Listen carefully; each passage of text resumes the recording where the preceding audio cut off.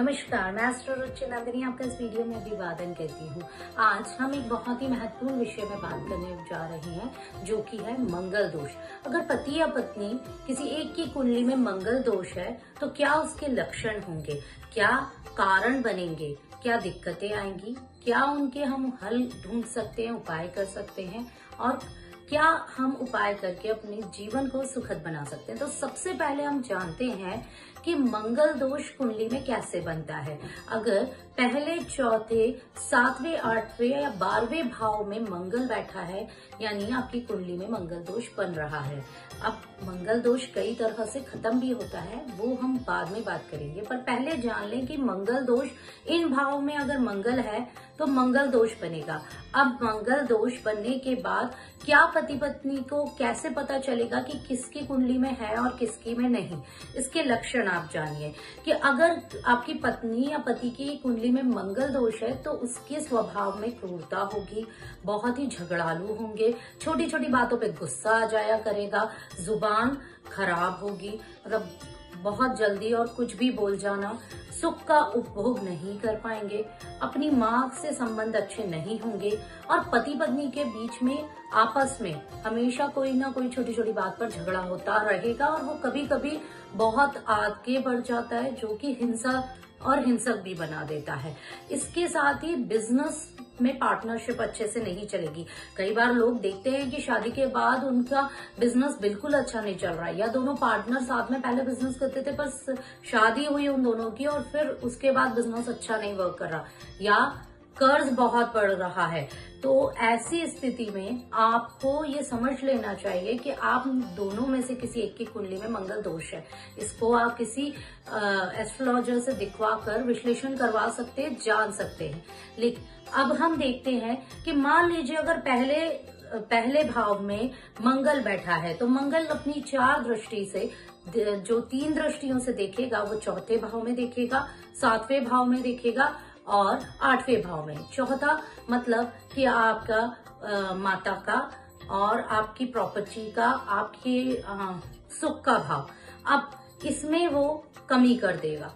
अगर आपकी माता से अच्छी नहीं बन रही है, जो व्यक्ति अपनी माता से अच्छी नहीं बना पा रहा, यानी वो पत्नी से भी नहीं बना पाएगा, या पत्नी अपने माता से, लड़की जो है वो अगर अपने घर में उसकी माँ से अच्छी नहीं बन रही, यानी वो अपनी सास से भी अच्छी नहीं बना पाएगी।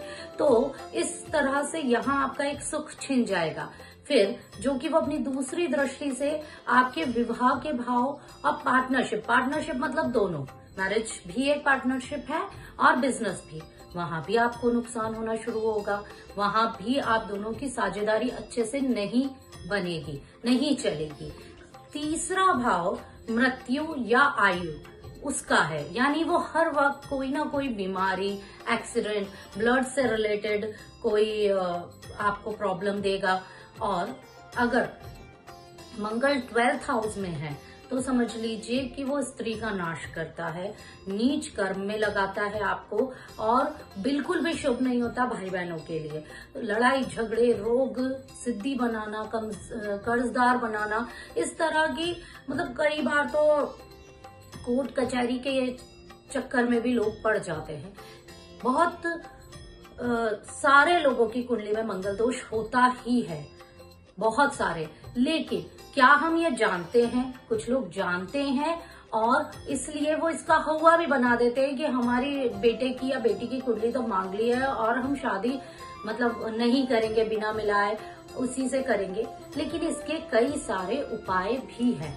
मंगल दोष के लिए आप पूजा कर सकते हैं, मंत्र जाप कर सकते हैं, दान कर सकते हैं। कुछ लोग ये भी कहते हैं कि उज्जैन मंगलनाथ पे भाग पूजा करने से मंगल का दोष का परिहार हो जाता है, पर ऐसा नहीं है।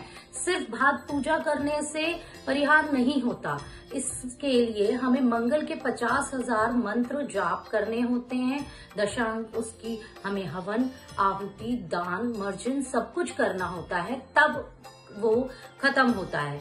हम इसके अलावा हनुमान जी की पूजा कर सकते हैं। और घबराने की बिल्कुल भी जरूरत नहीं है कि मंगल दोष है अगर कुंडली में तो फिर कुछ भी नहीं हो सकता है। इसके कई सारे योग हैं। अगर लग्न में आपका राहु बैठा हुआ है तो मंगल आप पर कोई विशेष मंगल दोष आपको नहीं लगेगा।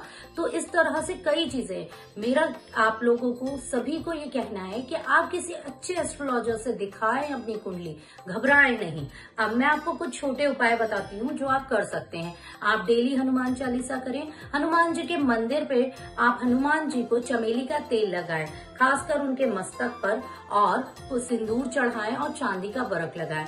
जहां बंदर हो वहां पर आप गुड़ और चना उन्हें भोग लगाएं या खिलाएं, तो उससे भी मंगल दोष कम होता है। आप सुंदरकांड का पाठ भी कर सकते हैं। आम के फूल को आप लाल धागे में पिरो के अगर इसकी माला बना के आप बजरंगबली को चढ़ाते हैं तो इससे भी मंगल दोष में कमी होती है, क्योंकि मंगल रक्त वर्ण है। अगर आप ब्लड डोनेट करते हैं तो उससे भी मंगल दोष कम होता है। इसी के साथ मैं एस्ट्रो रुचि नंदिनी आप सभी को धन्यवाद कहती हूँ।